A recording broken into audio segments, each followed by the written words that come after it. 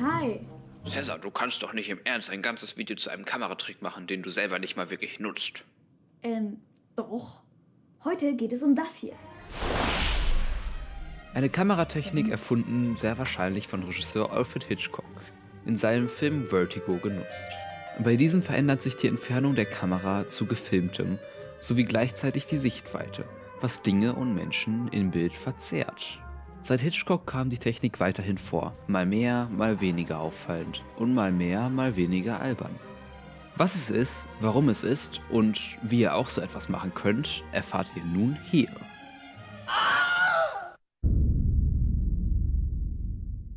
Mir persönlich fiel dieser Trick das erste Mal auf in einem Musikvideo zu einem Cover von Wonderwall. Das Video ist bunt und komisch. Der Dolly-Zoom trägt unendlich weit zu dessen Dämlichkeit bei. Und so kannte ich diesen Trick, als witziges Etwas, das manche nutzen und andere drüber lachen. Speziell bezeichnet man als Dolly-Zoom, wenn die Kamera sich nach vorne oder hinten bewegt und gleichzeitig in die entgegengesetzte Richtung gezoomt wird. Also Kamera nach vorne, Zoom zurück und andersrum. Das klappt, weil die Kamera wie beim Auge alles auf einen Maßstab setzt, also weiter hinten gelegenes kleiner darstellt. Man ändert beim Dolly-Zoom das Verhältnis von hinten zu vorne. Der Hintergrund erscheint näher oder weiter weg. Der Effekt?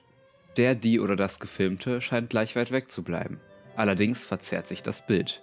Die Bildweite wird größer oder kleiner. Das menschliche Gesicht wirkt seltsam, Gegenden auf einen eindrückend. Das Hineinzoomen hat dabei lediglich denselben Effekt, als würde man auf ein aufgenommenes Bild zoomen. Dasselbe Licht wird eingefangen, lediglich auf einen kleineren Bereich beschränkt. Perspektiven bleiben bei dem allein gleich. Darum reicht es mit Zoom nicht, woher das Dolly im Wort kommt. Was das ist? Nun, ein Dolly ist in der Filmsprache ein Rädergestell, mit dem die Kamera, oft auf Schienen, bewegt wird.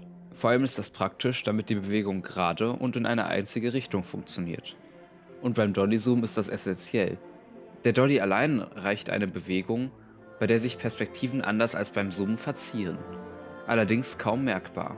Natürlich, schließlich ist das genau die Weise, wie unsere Augen sehen, wenn wir irgendwo entlanglaufen. Gemeinsam erreichen diese perspektiv gleichbehaltende und natürliche Bewegung also einen Effekt, der ganz und gar nicht normal wirkt. Und diesen Effekt machten sich viele zu nutzen. Wie so mancher Effekt lässt dieser je nach Film sehr verschiedene Emotionen folgen. Das Grundlegende Erreichte ist, wie in dem Wonderwall-Video, seine Absurdität selber, die man humorvoll einsetzen kann. Hitchcock nutzte es seinerzeit allerdings in Vertigo ganz anders. Hier stellt der Dolly-Zoom Höhenangst dar, da sein perspektivisch verzerrender Effekt hier das Set in Sekundenbruchteil plötzlich viel höher erscheinen lässt. Somit kann der Zuschauer nachvollziehen, wie das Ganze auf John, gespielt von James, einwirkt. In Der Weiße Hai nutzte Steven das Ganze mit einem anderen Ziel.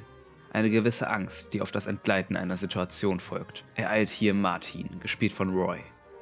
Das schafft Steven, indem er aus einer Perspektive, in der der Hintergrund und Martin beieinander scheinen, in eine zoomt, in der Martin vom Hintergrund abgeschnitten scheint, somit auf sich allein gestellt. Außerdem beginnt der Zoom in einer tiefen Schärfe, die dem menschlichen Auge gleicht, und geht über in eine ungewohnte, unbehagliche.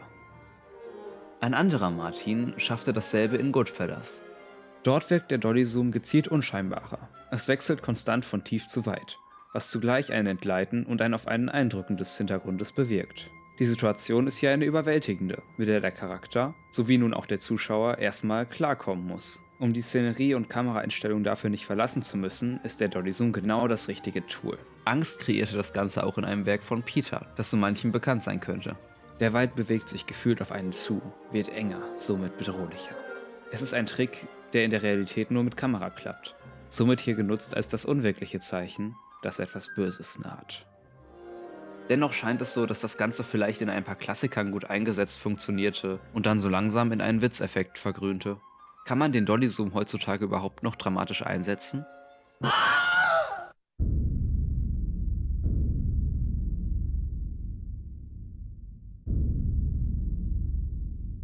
Ein weiteres Beispiel liefere ich mit Freuden.